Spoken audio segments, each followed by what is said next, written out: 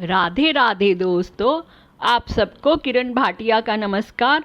तो आज की मेरी मोटिवेशनल स्टोरी का नाम है रेत के 4 ढेर। एक राजा बहुत दिनों से पुत्र की प्राप्ति के लिए आशा लगाए बैठा था, लेकिन पुत्र नहीं हुआ। उसके सलाहकारों ने तांत्रिकों से सहयोग लेने को कहा। सुझाव मिला कि किसी बच्चे की बलि दे दी जाए तो पुत्र प्राप्ति हो जाएगी। राजा ने राज्य में ढिंढोरा पिटवाया कि जो अपना बच्चा देगा उसे बहुत सारा धन दिया जाएगा। एक परिवार में कई बच्चे थे, गरीबी भी थी।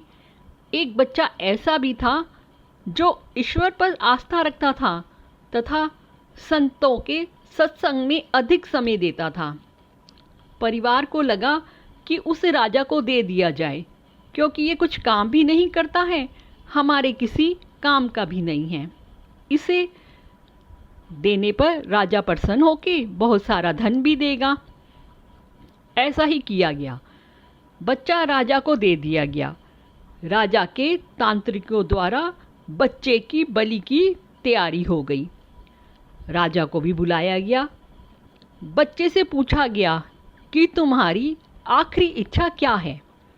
बच्चे ने कहा कि मेरे लिए रेत मंगवा दिया जाए। रेत आ गया। बच्चे ने रेत से 4 ढेर बनाए। फिर एक एक करके 3 रेत के ढेरों को तोड़ दिया और चौथे के सामने हाथ जोड़कर बैठ गया।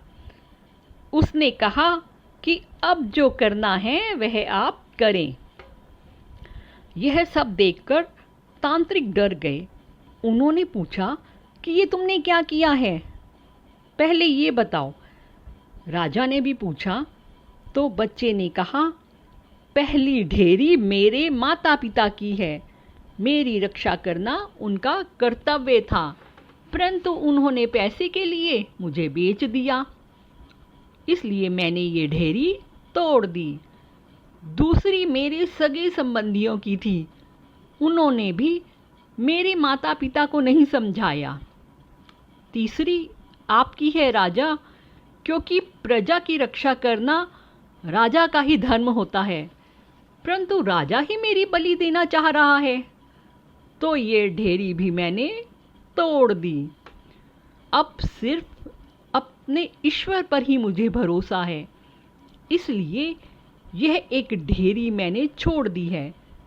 राजा ने सोचा कि पता नहीं बच्चे की बलि देने के पश्चात भी पुत्र प्राप्त हो या ना हो, तो क्यों ना अब मैं इस बच्चे को ही अपना पुत्र बना लेता हूँ।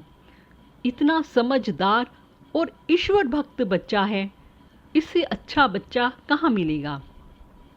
राजा ने उस बच्चे को अपना पुत्र बना लिया और राजकुमार घोषित कर दिया। इसलिए जो अपने आप पर और उस ईश्वर पर विश्वास रखते हैं, उनका बाल भी बांका नहीं होता। Radhe Radhe. Please subscribe, share and like.